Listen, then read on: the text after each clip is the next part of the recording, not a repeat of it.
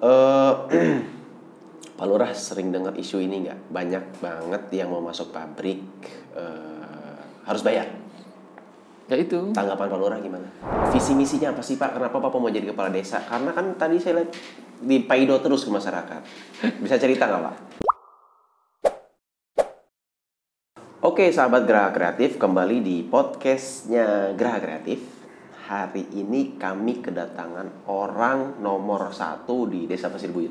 Siap. Tidak elok rasanya jika kami hanya melihat dari sudut pandang masyarakat. Nah, kami harus melihat sudut pandang dari sisi pemerintah desa, kira-kira gimana gitu ya. Nanti kita lihat seperti apa. Selamat datang Pak Lurah. Selamat datang. Pak Lurah Goyat di Geraha Kreatif. Sambil ngopi Pak. Oke, Mantap. terima kasih Pak sudah datang Sama-sama. di Geraha Kreatif. Sama-sama. Ini Pak Lurah Goyat periode berapa sih Pak? 2015. 2015 sampai 2021 ya. 6 tahun. 6 tahun.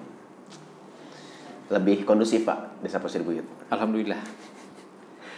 Tapi adalah orang yang sering dipaido Pak. Ya itu mungkin. Semenjak pandemi. gara-gara bantuan Pak. Ya. Gimana Demikian. treatmentnya Pak? Boleh cerita nggak? Awalnya memang demikian. Ketika BST digulirkan dengan mungkin instruksi dari presiden itu ingin segera disalurkan. Iya. Karena situasi mendesak. Bulan 3 ya? Betul. Tetapi data belum semua masuk. Oke. Info terakhir demikian yang kami dapat dari Dinas Sosial bahwa sudah ada instruksi dari Presiden karena mungkin beliau sebagai Presiden memandang negara ini sudah perlu ada tindakan untuk pengamanan ekonomi, sosial dan sebagainya. Maka data belum seluruhnya masuk. Oke. Jadi banyak menggunakan data lama, data terpadu, gitu ya. BDT namanya. Data basis data terpadu yang lama. Oke. Jadi timbullah di situ hiruk pikuk polemik masalahnya gitu. Jadi Kemensos langsung meluncurkan seadanya data seadanya. Jadi wajar ketika di Facebook juga ada, saya kebetulan tidak punya Facebook, tapi ada warga juga yang laporan, Pak, itu lihat deh di Facebook, saya nggak punya Facebook, gitu. Kenapa? Tuh katanya. Jadi ada warga saya yang bilang begini di Facebook, mungkin dia lihat kiriman gambar di medsos bahwa ada kepala desa yang memberikan BST langsung ke rumahnya gitu, karena yang bersangkutan tidak sempat datang. Sudah tua manula gitu. Coba katanya nih kepala desa Pasir Buyut biar lihat katanya gitu. Sampai sedemikian rupa gitu. Tapi saya kan menghadapinya dengan santuy, dengan santai. Jadi karena apa? Karena saya punya keyakinan. Kami masih dalam proses. Pada saat itu. Tapi sekarang udah mulai kondusif Pak. Alhamdulillah ketika ada instruksi dari Kemendagri, Kemendes dan PMK ya, Menteri Keuangan bahwa dana desa boleh digunakan untuk BLTDD itu. Maka kami menyalurkan BLTDD, bantuan langsung tunai dari dana desa sumbernya. Yang kemarin untuk ngebangun. Iya, harusnya kita bangun ke Cibadak Pasir. Gitu. Yang kurang lebih anggaran itu ya 900 sekian juta. Untuk fisik setelah diambil stunting ya 800 sekian lah.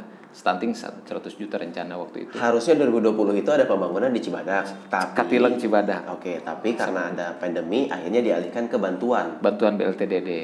Kami pada saat itu diminta 40% dari dana desa yang ada. Akhirnya kami bisa mendanai waktu itu pertama 600.000 rupiah per orang. Per kartu keluarga? Per orang. Per orang. Kepala keluarga. Per kepala keluarga sebagai penerima manfaatnya. Kami mendapatkan kurang lebih itu anggarannya 100 34 orang. Gitu. Jadi kali 600.000 kali 3 bulan tahap pertama. Nah di situ heboh lagi. Jadi kepala desa ada juga yang menyalurkan langsung, tidak di kantor desa. Gitu. Karena mungkin untuk kondusivitas karena sedikit langsung by address lah, door to door ke rumahnya. Itu heboh lagi. Gitu. Jadi kalau saya tetap di desa. Kenapa di desa?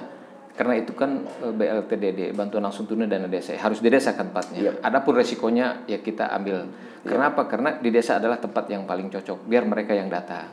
Itu. Kalau kita door to door ke rumah gitu, nanti kan ada juga orang nanti tanggapannya apa? Pencitraan, ayang ke alam. Jadi kita mudah aja apa adanya. Jadi menghindari itu juga. Gitu. Keren. Pak, basic Bapak kan sebetulnya pendidik dan aktivis, Pak. Ya kan? Dari riwayat S1, S2-nya kan di sini pendidik lah kira-kira. Ya. Visi misinya apa sih, Pak? Kenapa Bapak mau jadi kepala desa? Karena kan tadi saya lihat dipaido terus ke masyarakat. Bisa cerita nggak, Pak? Sebenarnya mungkin ke masyarakat kita kebanyakan, termasuk Pak Jo juga mungkin tidak ada orang itu di desa, sekian orang lah mungkin dari kecilnya ingin jadi apa. Betul. Tapi ketika dia sudah besar dan dewasa, ternyata jalan hidupnya lain dari cita-citanya. Banyak saya kira ya kasusnya. Betul. Termasuk saya. Karena peluang. Karena perubahan itu karena peluang. Kebanyakan gitu. Jadi orang yang bisa membaca peluang itu orang yang cerdas kan begitu. Termasuk saya gitu. Memang awalnya saya kuliah D2. Gitu ya. Saya punya gelar AMA, Ahli Muda Agama. D2 ya. Saya lanjutkan S1-nya di Tarbiyah. Jadi gelarnya SPDI. Asalamiyah. Kebetulan pada saat itu saya juga terpilih menjadi Presma ya. Waktu itu Presiden Mahasiswa. Ketua BEM kalau sekarang ya. Keren. Kebetulan Presma pertama, Ketua BEM pertama di Asalamiyah saya waktu itu. Saya setelah jadi Presma itu banyak mengikuti pelatihan-pelatihan tentang kepemimpinan. Bahkan kita pernah dilatih oleh Lemhanas, ikut dilibatkan dalam pelatihan Lemhanas. Nah, dalam perjalanannya saya, karena basicnya ada tarbiyah pendidikan, SPDI, saya ngajar jadi guru honorer. Guru honorer di MTS di Ikhlas. Terus saya ngajar juga di SMK Ikhlas. Tidak terpikirkan jadi kepala desa kan gitu. Karena saya melihat pada itu guru adalah pengabdian yang luar biasa untuk mencerdaskan bangsa dan pahalanya lumayan. Bukan gajinya ya, karena honorer. Kalau PNS mungkin gajinya lumayan, tambah sertifikasi. Kalau saya waktu itu bukan gajinya, pahalanya. Gitu kan. Itu pahalanya lumayan ngajar itu. Seperti itu Pak. Jadi kepala desa itu tidak menjadi cita-cita dari kecil. Tidak menjadi cita-cita dari kecil. Kalau guru ya mungkin ada guru.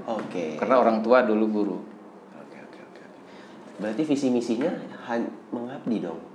Visi misinya mengabdi. Gitu. Jadi visi misinya pengabdian.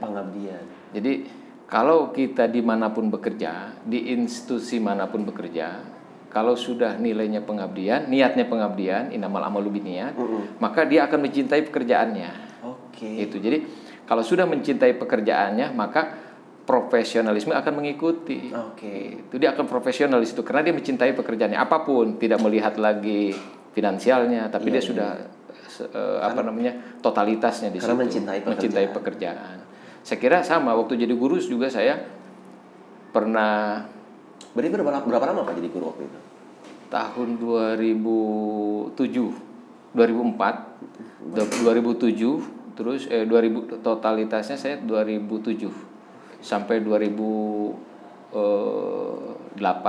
2011 dari 2015 jadi kepala desa. Sempat juga jadi pendamping PKH. Jadi pendamping PKH. PKH itu berarti program Keluarga Harapan.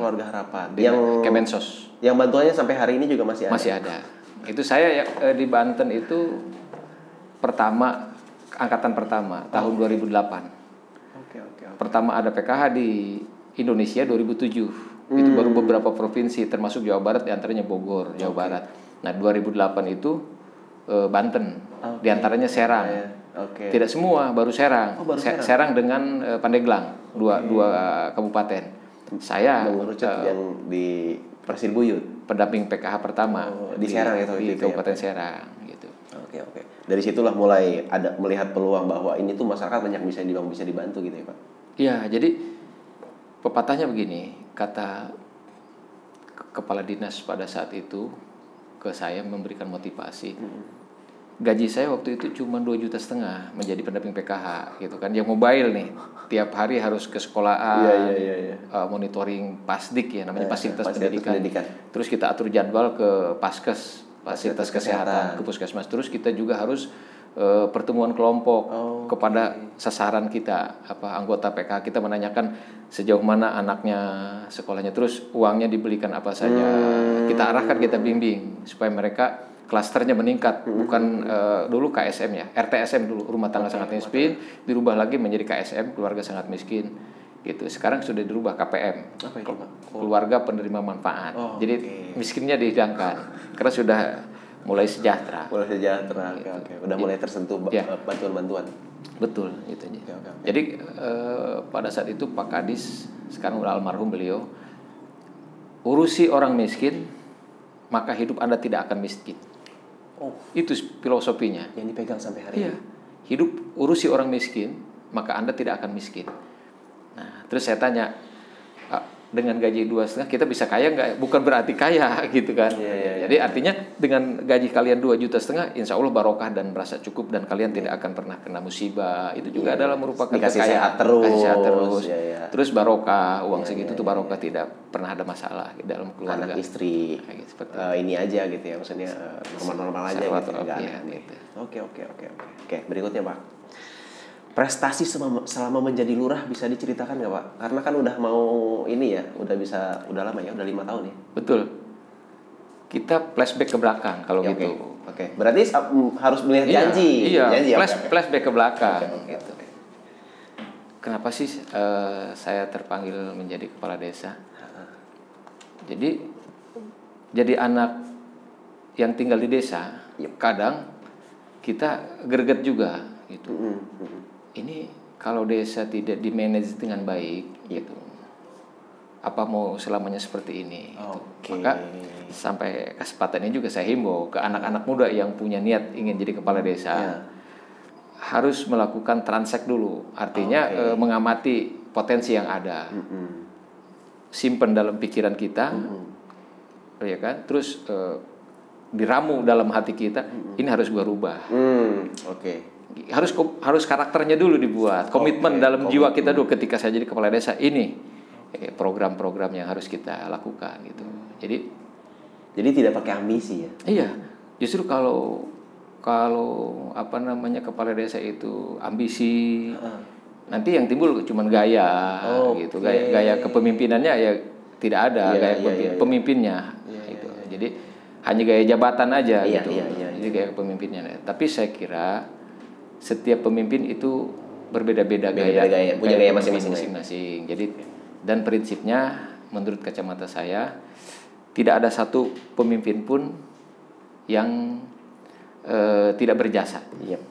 Yang 100% sempurna tapi berjasa. Ya, tapi berjasa. Tidak semuanya sempurna, tetapi setiap pemimpin pasti punya jasa kepada masyarakat pada masanya. Gitu. Jadi maka sering saya sampaikan bahwa semua pemimpin itu pasti pernah berjasa, terlepas dari kepribadian, gaya kepemimpinnya itu urusan pribadi, tapi kepada pemerintah pasti ada jasanya.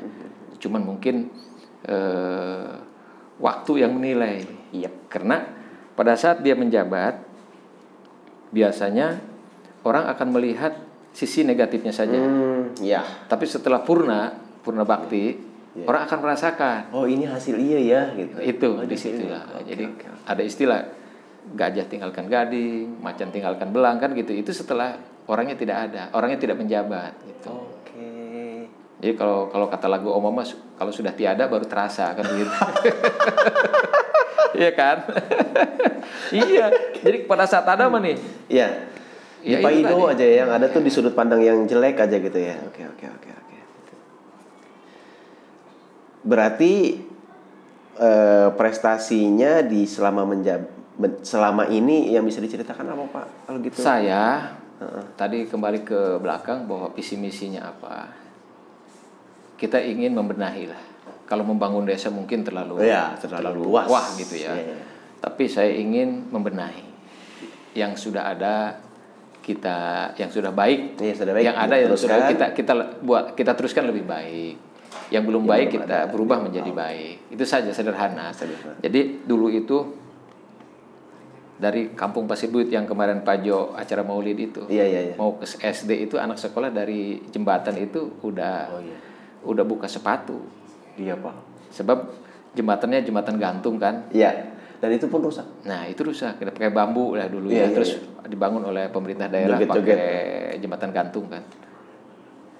Nah mereka dari situ udah buka sepatu Pak. Sebab dari jembatan itu sampai dengan ke sekolahan mereka tidak bisa pakai sepatu karena untuk dilalui jalan kaki aja susah, apalagi berkendaraan gitu. Mereka nanti pas di masjid baru cuci kaki pakai sepatu gitu, karena di sini mendingan jalan ke sana gitu. Di sawahnya itu yang parah. Nah saya kira itu kan kurang bagus. Nah visi misi saya bagaimana saya merubah itu, bukan membangun merubah. Karena sudah ada bangunannya, sudah ada. Kita tinggal merubah yang tadinya belum baik menjadi lebih baik, dan terwujud sekarang. Prestasinya, saya kadang-kadang bicara prestasi takut sombong, tapi itu wajib jadi inspirasi untuk yang nonton nanti. Karena dia tadi Bapak bilang untuk menjadi kepala desa kan harus punya gaya sendiri ya. Iya betul. Ya kan. Begini, itu butuh diceritakan. Saya juga suka lihat di WA group. Jangan ceritakan keberhasilanmu kepada orang yang tidak suka kan? Gitu. Karena yang tidak suka tidak percaya, tidak percaya akan keberhasilanmu gitu dan prestasimu. Dan jangan kalian menceritakan itu kepada orang yang suka, karena mereka tidak butuh itu gitu. Saya kira masyarakat Pasir Buyut bisa melihat, merasakan itu, tidak perlu diuraikan. Tapi memang kepada misi-misi pencalonan saya tadi, pertanyaan Pak Jo kalau tidak salah. Pertama, saya adalah jembatan. Jembatan yang ke Pasir Buyut. Karena udah bagus tuh. Dulu itu jembatan bambu, ketika ada evakuasi yang ke rumah sakit susah, kita pakai sarung Pak. Orang dimasukin ke sarung, dikasih bambu, digotong kan begitu. Ngeri. Nah terus akses mobil ke Cidahu yang kemarin Pak Jo bangun itu. Nah kalau ke sini harus nyebrang jembatan bambu. Ini sangat tertinggal sekali itu kita. Nah, saya ingat waktu itu ada beberapa tokoh ke rumah waktu masa pencalonan. Kami siap mendukung Bapak asal jembatan permanen. Saya pada saat itu seperti lantang saja. Saksikan Mbah, siap saya. Gitu. Jadi padahal saya tidak berpikir nanti kemana sumbernya gitu. Dibangun oleh siapa gitu. Jadi tapi saya punya keyakinan ketika ada kemauan pasti ada jalan. Itu saja intinya. Satu, jembatan Pak Jo. Kedua, saya ingin merubah tadi itu, karena adalah sektor utama untuk meningkatkan kesejahteraan pendidikan, kesejahteraan ekonomi, peningkatkan istilahnya pertanian, kesejahteraan masyarakat saya, akses jalan. Maka saya sampaikan, pertama yang akan saya buat di program pembangunan desa ketika saya terpilih adalah fisik jalan poros yang sepanjang 8 km itu akan saya prioritaskan. Itu. Nah, ketiga, janji kampanye saya waktu visi misi itu ambulan desa itu, karena fasilitas kesehatan ambulan. Karena apa? Di sektor umumnya adalah fasilitas jalan karena menunjang ekonomi, pertanian dan sebagainya gitu kan. Terus keduanya ambulan kesehatan.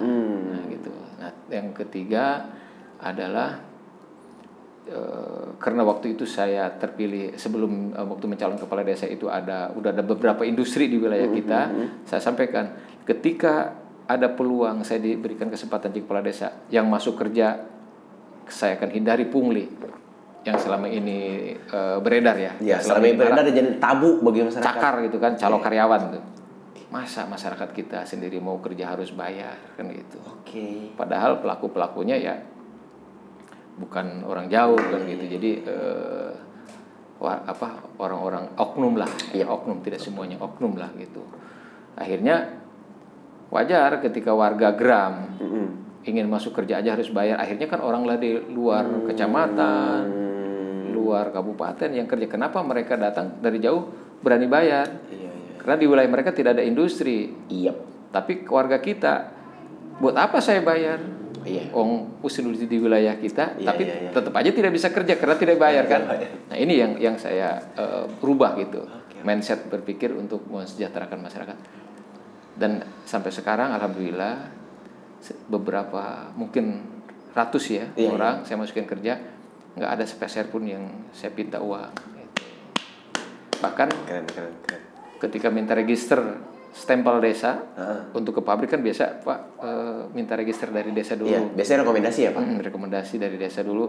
Saya haramkan kepada staf saya menerima suap atau menerima pemberian dari ongkos capek stempel. Gitu. Tetap pungli kata saya, nggak boleh.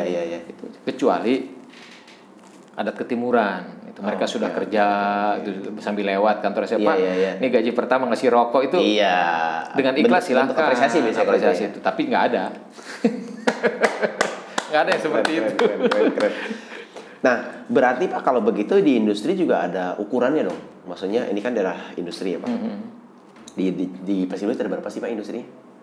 Yang masuk ke Pasir Buyut itu ada 1, 2, 3, 4, 5, 6 industri. Ya begitu. Persentasenya gimana Pak? Apa itu? Persentase untuk masyarakat lokal, masyarakat Pasir Buyut sama masyarakat luar. Itu dikomunikasikan nggak selama ini? Jadi ketika saya dilantik jadi kepala desa, kerja 100 hari saya itu pertama saya mendata Rutilahu, rumah tidak layak huni, itu yang saya data. Terus kedua, saya menyusun RPJMDes, rencana program jangka menengah ya, RPJMDes, gitu. Program jangka menengah, gitu. Jadi 5 tahun selama saya menjabat. Jadi yang setelah saya kerja 100 hari baru saya garap itu. Baru saya kunjungan ke perusahaan-perusahaan, saya ketemu di sana dengan HRD-nya, owner-ownernya, HRD, personalianya. Saya tanya gitu kan. Dan saya juga pengawasan wilayah di situ, pabrik apa saja, produksi apa saja, sesuai enggak dengan perizinannya kan begitu ya. Administrasi kita terapkan gitu kan, tertib administrasi. Lalu baru kita lebih melangkah pada MOU. Saya revisi MOU-nya, walaupun mungkin jadi MOU-nya selama ini Bapak maksudnya rapihin lagi? Ada, sebagian juga sudah berjalan. Itu bahwa 80-20, yang 20-nya boleh dari luar, itu pun menyangkut tenaga ahli. Itu ada yang 70-30 gitu kan. 70 itu warga kita, warga setempat, 30-nya luar warga kita. Itu pun menyangkut tenaga ahli yang tidak ada di kita. Jadi kesepakatan ini dikuatkan lagi oleh saya gitu, bahwa dan saya sampaikan kepada perusahaan bahwa dengan kepemimpinan saya berjanji juga kepada mereka gitu kan, supaya ada chemistry-nya antara masyarakat dengan perusahaan, bahwa prinsipnya begini, kata saya, Pak, Bapak kan punya pabrik di wilayah kita. Secara langsung dan tidak langsung ada dampak negatif dan positif. Saya katakan. Dampak negatifnya jelas AMDAL, terus kan pencemaran lingkungan dan sebagainya, itu polusi.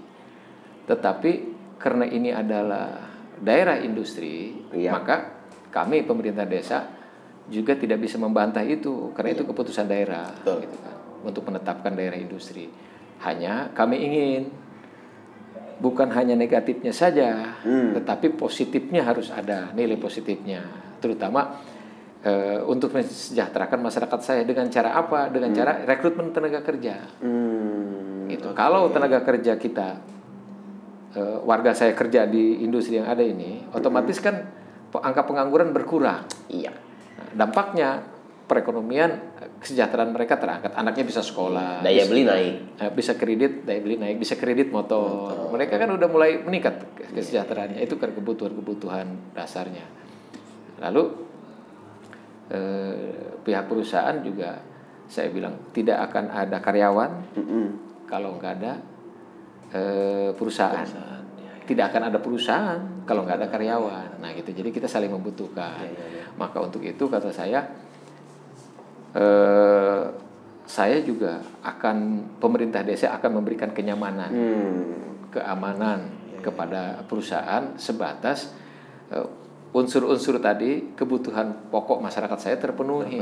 Karena gejolaknya dari sini. Iya, persis. Ketika perusahaan ini dibangun tapi yang kerja orang luar, apa? Nah, mereka benefitnya apa yang diterima oleh masyarakat gitu ya? Tanpa saya ngomong pun mereka akan bergerak. Itu kan? Yap, betul. Nah, ini harus kita sampaikan kepada perusahaan dan perusahaan sangat memahami itu gitu. Jadi sudah terbangun chemistry-nya dengan baik sampai saat ini alhamdulillah. Dan ketika ada masukan dari masyarakat terkait apapun, Bapak harus respon. Nah, responsifnya lumayan gitu. Contoh Rubicon. Kemarin saya berikan, ada punya WA grup Pasir Buyut. Ada saya buka tiba-tiba nomor baru, Pak. Lihat nih, katanya saya lagi nyapu gitu kan. Nih lantai saya hitam udah 3 hari, Pak, katanya gitu. Ini sangat berterima kasih saya ini kepada warga yang semacam ini. Respon dia memberikan masukan kepada saya. Lalu saya langsung, Pak, kirim ke pihak perusahaan. Gitu. Akhirnya biasanya saya diundang ke sana untuk lihat langsung. Terus begitu mereka menyampaikan bahwa ini sudah diperbaiki, Pak. Saya konfirmasi lagi ke warga kan. Gimana? Udah nggak ada, Pak. Katanya ternyata ada kebocoran. Gitu. Jadi bukan unsur kesengajaan sebenarnya. Pernah terjadi, warga juga teriak, bising, terus bau, gitu. Nah, debu tadi asap. Nah, kami tidak bergerak sendiri. Saya karena ada muspika ya, Pak Camat, atasan kami gitu, Pak Dan Ramil, Pak Polsek. Kita bicarakan di tingkat ini dengan pihak perusahaan, Pak. Jadi diundang ke desa atau kita diundang oleh perusahaan untuk menyelesaikan ini karena masyarakat sekarang udah hebat, masyarakat kita ini kecerdasan, terus memahami aturan. Dia tidak semerta demo itu kan harus ada aturan ya. Kalau anarkis juga membahayakan kita. Akhirnya berkirim surat. Warga kita udah pandai bikin surat. Kirim surat, Pak, ini poin-poinnya ditulis, Pak. Poin-poinnya misalkan poin-poin tuntutannya lah kira-kira ya. Bising, bau gitu kan, terus debu. Nah, kami diundang. Akhirnya ada solusi. Kita real aja lah, salah satu PT di kita yang terdekat dengan kita. Akhirnya apa? Karena ada kebisingan, perusahaan siap untuk membuat peredam. Ditempeli busa-busa anti suara bising karena mungkin ada alat yang ketika bunyi itu berising keluar. Terus bau itu. Walau pada dasarnya yang namanya industri itu tidak bisa lepas dari bau dan bising. Pasti namanya industri. Mesin gede kan? Iya, namanya industri. Tapi mungkin ada kiat-kiat alternatif lain yang diupayakan oleh perusahaan supaya mengurangi ini. Kalau menghilangkan tidak mungkin. Mengurangi. Akhirnya ditempelin tuh. Peredam suara. Terus kalau bau mereka ada saringan. Bukan ada saringan, dikasih pewangi. Asap yang keluar jadi nggak terlalu bau, nggak bau sangit gitu ya. Jadi wangi pewangi cuci itu, pencucian. Terus yang abu itu sekarang dirubah. Ada sekarang penemuan baru alat ketika kotoran itu dari atas ke bawah direndam pakai air. Maka kotoran itu ke bawah asapnya ke atas. Jadi yang ke bawah itu si kotoran ini kumpul di satu tempat dikobakan lalu mereka bersihkan tiap hari. Jadi solusi-solusi itu udah disampaikan dan dijalankan gitu. Jalankan sebab tadi itu perusahaan juga ingin nyaman, kita juga memberikan kenyamanan juga gitu kan kepada masyarakat. Mereka usaha bisa enak, masyarakat juga istilah tidak terlalu terganggu, tapi manfaatnya juga ada. Ada chemistry yang dibangun lah gitu kebersamaan. Maka disitulah saya sering sarankan kepada masyarakat ketika ada keluhan apa-apa sampaikan dengan santun gitu. Iya, pakai data gitu ya. Pakai data. Siap, mantap. Berikutnya, Pak. Pak Lurah sering dengar isu ini nggak? Banyak banget yang mau masuk pabrik harus bayar. Ya itu. Tanggapan Pak Lurah gimana? Saya sampaikan tadi bahwa berangkat dari situ visi misi saya diantaranya yang tadi itu memberantas itu sebetulnya. Memberantas itu. Sebab saya sendiri korban gitu. Iya dulu waktu nganggur. Pernah kena juga? Iya dulu waktu belum saya kuliah saya masuk ke ngelabara Tsunghua Dunia di waktu ada pabrik sepatu di Modern itu pertama ada di kawasan itu. Jadi kenapa saya udah di interview nggak dipanggil gitu? Ternyata orang pakai duit saya enggak gitu. Jadi nggak masuk. Jadi dari itu udah ada paradigma lama. Oke. Dan ini dijadikan kesempatan oleh oknum-oknum yang melihat peluang itu dimanfaatkan. Nah, jadi tidak sasarannya bukan warga setempat, warga dari luar setempat. Contoh pabrik misalkan di wilayah Jawilan. Nah, sasarannya orang luar Jawilan yang kena pungli itu. Sebab kalau masyarakat setempat pasti kan ketahuan ininya gerakannya gitu. Jadi, dampaknya adalah di pabrik itu akan banyak orang luar daerah kerja. Oke, jadi banyak orang yang mau bayar, yang penting gua kerja gitu. Iya, nah yang negatifnya ya warga setempat tersisih. Iya, gitu. Karena ngukurnya gimana, Pak? Mereka laporan setiap bulan bahwa warga yang kerja sekian tadi 70-30, 80-20, Pak. Nah, itu Mbak setelah ngukurnya gimana tuh? Setelah tadi tuh saya membuat visi misi diantaranya itu karena melihat problemnya, identifikasi masalahnya gitu kan. Baru saya mencari pemecahan masalahnya. Nah, muncullah visi misi saya. Buatlah saya komitmen bahwa ketika saya terpilih akan saya hilangkan ini di Desa Pasir Buyut khususnya ya. Keren. Jadi boleh ditanya warga yang saya masukin kerja kasih uang nggak gitu. Jadi kalau terbukti mereka ada yang minta uang saya ganti. Sebetulnya itu juga salah. Nggak ada yang untuk menyaring ya Pak ya. Untuk menyaring kalau misalkan mau masuk kerja ya ada minimal ada pemberitahuan ke desa bahwa ini warga saya yang mau masuk. Oh iya. Gitu ya. Betul. Jadi komitmennya begini. Bukan kita membatasi. Iya. Mengatur perusahaan. Betul. Ini dalam bentuk kerjasama komitmen. Yep. Untuk pertanyaan Pak Jo sama dengan pertanyaan saya ke perusahaan. Oke. Untuk mengukur kami. Ya. Tidak kecolongan bagaimana ini? Betul. Itu kan persoalannya. Lalu kemudian timbul kesepakatan. Oke. Bagaimana kalau setiap yang melamar kerja harus ke desa dulu untuk diregister? Oke. Nanti kita punya data gitu. Oke. Nah, ketika ada orang luar pun mereka diarahkan. Karena ini tenaga ahli. Nanti ditulis bagian apa yang dibutuhkan misalkan. Engineering misalkan atau listrik atau mekanik. Itu pun ketika biasanya perusahaan ke saya ngomong dulu, Pak, saya butuh bagian bagian mesin tapi yang ngerti listrik kan untuk mesin gitu. Iya. Saya tawarkan di grup Pasir Buyut, saya tanyakan ke RT RW, Pak, ada nggak warga kita yang ini? Gitu. Oh nggak ada, Pak. Gitu kan. Keren. Gitu. Jadi baru orang luar boleh masuk. Baru saya bilang, Pak, silahkan cari dari luar. Oke, keren. Ada beberapa perusahaan tapi ada juga yang beberapa perusahaan belum seperti itu dengan saya ada. Jadi belum terbuka itu. Belum terbuka itu. Ada beberapa perusahaan yang terbuka. Tapi juga ketika saya merekomendasi masyarakat kerja, ketika itu diterima atau tidak, kan hasil interview orang ahlinya di dalam betul. HRD ya. Betul. Lalu ketika masuk di kerja beberapa hari kerja atau beberapa bulan atau beberapa minggu atau beberapa tahun kerja diberhentikan, itu juga hak perusahaan. Kita tidak sampai intervensi ke situ. Karena itu ranah mereka. Mereka yang bisa menilai kerjanya seperti apa. Mereka yang tahu karakternya seperti apa karyawan kan gitu. Karena selama pekerjaan mereka akan menilai kalau memang layak dilanjutkan, kalau enggak ya leave it. Betul. Gitu, maksudnya selesai gitu. Nah, pada saat mereka minta rekomendasi lah ke saya tekankan.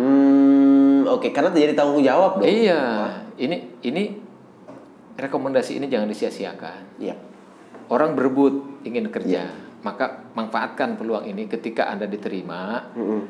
Cintai pekerjaan Anda dan kerja dengan sungguh-sungguh. Jangan main-main gitu. Sebab apa? Kalau sudah masuk ke pabrik itu urusan perusahaan, bukan urusan saya lagi. Saya hanya mengantarkan untuk Anda masuk ke perusahaan. Diterima di perusahaan. Selanjutnya terserah Anda kan gitu. Karena apa? Karena bukan ranah kita. Udah balik lagi ke pribadi masing-masing ya. Tapi pada saat manfaatnya diregister di desa itu, stempel saya di map itu adalah untuk memberikan arahan. Iya. Lebih ke rekomendasi lah ya. Sebetulnya kan dari sisi kita untuk memfilter dari luar itu, betul, kita juga bisa ngukur. Betul. Berarti rekapannya punya dong Pak? Apanya? Rekapan yang kita pernah rekomendasi. Oh iya, ada di desa semua ada, juga ada. Kan mereka kan diregister. Oke. Register, diregister. Jadi tahu kita. Jadi ketika perusahaan pernah salah satu perusahaan manggil saya tengah malam, itu ada satu perusahaan mogok, itu pada shift 2 mogok gitu kan. Itu jadi minta bantuan saya gitu kan untuk bagaimana mereka juga ngomong berani mencari solusi kira-kira. Yakin, Pak, ini kan kalau perusahaan ini tutup 70 warga Bapak loh ya karyawannya gitu. Oh iya. 70% warga Bapak. Kalau kami pergi dari sini 70% warga Bapak akan menjadi pengangguran. Jadi tolong bantu kami untuk menjelaskan kepada warga Bapak. Bukan tidak mau mensejahterakan, tapi kami masih tertatih-tatih, masih baru lah gitu ya. Intinya kami, siapa sih perusahaan yang tidak mau mensejahterakan karyawannya gitu. Tapi tolong bantu kami untuk perusahaan ini bisa maju. Gitu. Jadi ini yang belum terbangun pola pikir ini. Saya katakan tadi ketika saya rekomendasi bantu perusahaan supaya maju, supaya kamu juga sejahtera. Kalau perusahaan itu maju, kamu akan langgeng kerja di situ, dan pasti gaji dan lain-lain pasti akan disesuaikan. Akan menyesuaikan itu. Jadi jangan menuntut hak dulu, kewajibannya dipenuhi. Juga dipenuhi. Gitu. Jadi saya sering katakan itu supaya ada terbangun etos kerja yang baik lah buat warga kita gitu. Betul. Supaya orang juga menilai, warga Pasir-Buyut kerjanya oke gitu, bagus-bagus. Jadi semangat. Investor pun senang datang ke sini ya. Itu demikian. Siap, mantap. Karena ini hal yang sensitif, Pak. Iya. Sensitif banget. Nah, berikutnya Pak, apa sih strategi di pemerintah desa untuk mengentaskan yang tadi, yang daya beli kurang, apalagi di masa pandemi kan banyak perusahaan yang tutup, kemudian banyak pengangguran yang bergelimpangan. Strategi untuk 2021 lah kira-kira mengurangi pengangguran selain perusahaan yang ada. Strateginya kemarin memang terhambat jadi ada beberapa perusahaan bahkan tutup gitu sementara. Akhirnya berjalan lagi. Beberapa perusahaan juga mengeluh, ada beberapa perusahaan mengeluh, Pak Lurah, selama pabrik ini berdiri baru tahun ini kami pesan bahan baku itu invoice satu tagihan. Invoice. Kalau dulu kami selalu cash. Nah, dari situ saja saya sudah bisa menggambarkan. Iya. Ya kan? Berarti ada kendala dengan marketing, dengan stabilitas ekonomi perusahaan. Gitu. Jadi di masa pandemi ini bisa berjalan saja perusahaan itu udah luar biasa. Bayangkan kalau sampai perusahaan ada 6 perusahaan ini tutup saja, memang sudah kolap. Maka sering saya sampaikan ada dulu itu yang namanya LSM, pemerhati lingkungan. Terus mereka kasakusuk ke kampung-kampung, membuat satu kelompok-kelompok orang-orang tertentu, sifatnya memberikan visual tapi yang negatif-negatif tentang pencemaran. Itu yang mereka pertontonkan tidak balance sebenarnya. Check and balance-nya tidak berjalan, check and balances-nya tidak berjalan. Lalu masyarakat awam kan terpercaya, sekian tahun kita akan ini, sekian tahun kita akan ini gitu kan. Itu dipaparkan melalui visual. Nah, yang timbulnya keresahan itu kepada karyawan. Banyak yang demo di satu wilayah desa kita, banyak perusahaan yang hengkang memilih tutup karena nggak nyaman, tidak kondusif. Nah, masyarakat ada di dalamnya, serikat buruh ya gitu istilahnya, ada bergabung dengan serikat buruh, akhirnya tuntun minta PHK gitu kan, yang berlebihan, boro-boro bayar PHK mereka, maka memilih cabut. Banyak di antara desa sebelah seperti itu. Nah, saya dalam strategi ini dengan Abdesi bergerak. Yuk, jangan kita biarkan ini. Asosiasi perangkat desa. Abdes perangkat desa. Kecamatan Jabilan, saya waktu itu kumpul membahas ini karena ada tetangga desa, kepala desanya curhat, ini pabrik di gini mah gitu kan, ada yang ganggu gitu kan, LSM ini tertentu gitu. Saya ambil sikap, gitu. Akhirnya kami menghadap ke Ibu Bupati, terus Ibu Bupati juga istilahnya koordinasi dengan Dandim, dengan Kapolres untuk membicarakan ini, dan SKPD para dinas. Kami memberikan rekomendasi kepada Ibu Bupati pada saat itu, jangan serta-merta direspon kalau ada oknum LSM yang memberikan statement bahwa pandangan negatif. Ya, di desa misalkan perusahaan itu mengganggu. Nanti yang dijual masyarakat kami. Kami berpikir kilas baliknya begini. Bagaimana kalau bukan bagaimana ya, ada beberapa perusahaan tutup, lalu ketika 70% warga kami nganggur, berhenti, siapa yang tanggung jawab? Anaknya tidak sekolah, ada mungkin biasanya mungkin ada uang jajan untuk sekolah, tidak ada, akhirnya milih berhenti kan, langkah mundur. Akhirnya kan pengangguran banyak, putus sekolah juga banyak. Ini tambah terpuruk kata saya gitu. Jadi yang bagus adalah bagaimana, saya pikir jangan langsung ketika ada yang mengadukan dengan bukti-bukti ini, itu bukti-bukti negatifnya, tapi sisi lain yang merupakan tanggung jawab kami di pundak kepala desa, pengangguran, meningkat kesejahteraan, pendidikan, tidak ada yang berpikir kata saya. Coba cross check dulu kepada kepala desanya. Yuk kita berargumen secara ilmiah dari berbagai macam persoalan. Diskusi lah kira-kira gitu ya Pak ya. Oke. Saya kan ketika perusahaan ini hengkang 70%, mau cari kerja di mana? Siapa yang mau tanggung jawab? Ya, itu keluar desa mungkin tadi itu cakarnya udah siap, calon karyawannya sudah ada, itu kan. Kalau dari luar, ini dari desa Pasir Buit, kalau misalkan mau kerja keluar kan tidak menjamin juga. Gitu kan. Bisa langsung diterima kan, gitu. Karena di desa tersebut juga mungkin udah ada kebijakan lokal. Sama kearifan lokalnya, kebijakan lokalnya ada. Nah, jadi kami kepala desa sampai berpikir seperti itu, gitu. Jadi bukan membela perusahaan, tetapi di sini harus ada sudut pandang yang sama. Sudut pandang yang sudut frekuensinya disamain. Iya, frekuensinya disamain. Gitu. Jadi kan susah kalau bicara sudut pandang ya. Iya, betul gitu. Pak. Maka sudut pandang ini perlu kita upayakan supaya sudut pandang kita satu persepsi. Jangan hanya negatifnya saja, tapi sisi positifnya juga harus diungkap, dipertimbangkan. Mantap.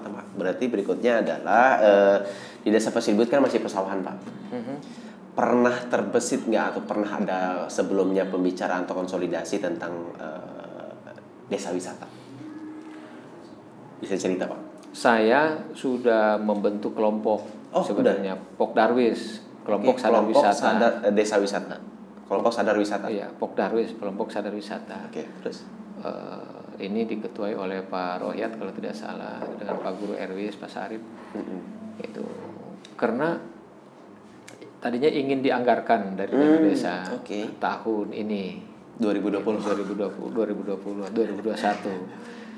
Karena tadi itu situasi yang seperti ini, terus kita ingin mengangkat sektor wisatanya itu, Pokdarwis itu adalah di daerah Pasir Buyut, ibu kotanya. Maka di depan jembatan itu mau kami kemas sedemikian rupa menjadi destinasi. Untuk orang berkunjung ya. Orang berkunjung. Di sana juga view-nya bagus, persawahan. Nanti apa nih pertanian unggulannya? Mereka datang ke sana sambil ngadem, pulangnya beli oleh-oleh, misalkan timun atau kacang panjang apa aja gitu, udah terpikirkan sebenarnya oleh kami. Nanti bisa kolaborasi dengan kreatif nih. Jadi sebetulnya kan kalau udah jalan itu Pak, otomatis masyarakat pun ya bisa jualan, ya bisa jual produk-produk lokal gitu ya Pak. Parkir. Betul. Jadi otomatis ekonomi juga mulai bangkit. Nah betul. Justru di depannya itu tadinya di depan itu kan lahan kita itu 8 meter. Depan jembatan itu udah kita beli kan. Satu belasannya dihibahkan, belas ininya kita beli dari warga. Karena waktu itu saya membuat proposal ke PGN, jembatan kita itu dibangun oleh PGN, perusahaan gas negara. Kerjasama dengan Wika. Gitu, mereka Itu bentuk salah satu CSR dong ya? Ya, CSR mereka, salah satu program. Ceritanya panjang lah itu. Nanti next buat jembatan itu, ceritanya panjang itu. Berarti luar biasa. Jadi janji kampanye, visi misi kampanye saya jembatan itu, saya juga tidak henti-hentinya berdoa. Oke. Dari mana saya bisa? Ya kan tadi Bapak sebutkan, saya juga nggak tahu tuh dananya dari mana. Ya, itu. Kenapa? Karena begitu saya kembali ke sini ya, begitu saya ingat ditagih janji sama Ibu Bupati, Ibu Tatu waktu itu, Pak Kades, kita bangun jembatan gantung lagi aja ya, katanya gitu. Nanti tapi kita perbaiki lantainya itu jangan kayu, tapi dari besi plat. Yang bisa dipakai mobil bis tuh, yang ada itunya. Saya bilang nggak mau Bu, warga. Gitu kan. Ini udah dari jembatan gantung lagi. Tolak gitu, nggak mau. Iya. Terus gimana, kata Ibu, anggaran kita kan nggak cukup. Nggak cukup, lagi bangun di jembatan di Parakan, Desa Parakan. Iya. Itu 2 tahun belum selesai. Gitu. Jadi kalau Pak Kades sekarang ngajuin 2016, 2017, 2018 baru selesai Parakan, 2020, 2021 baru Pasir Buyut. Atuk-atuk keburu habis jembatan saya, kata saya. Gitu. Itu ceritanya nih ya. Iya. Karena PAD juga terbatas, Pak. Iya, maksudnya gitu. Satu-satu lah gitu ya. Dari Parakan sedang dibangun waktu itu, sedang dibangun Parakan 2 tahun belum selesai. Lalu saya curhat dengan Pak Camat. Pada saya itu Pak Sukirman. Pak, saya udah ke Ibu gini-gini. Coba ke PU katanya. Jadi masukin aja dulu proposal, tapi kalau bisa bukan hanya PU kabupaten, tapi ke Bina Marga provinsi. Kan sedang lagi gencar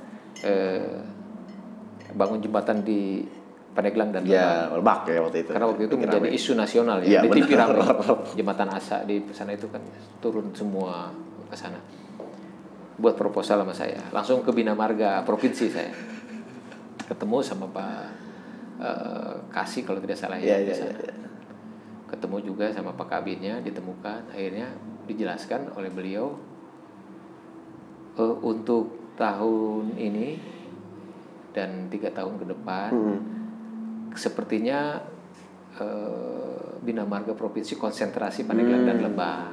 Itu untuk Serang belum masuk perencanaan, perencanaan. Untuk Serang tidak masuk perencanaan gitu.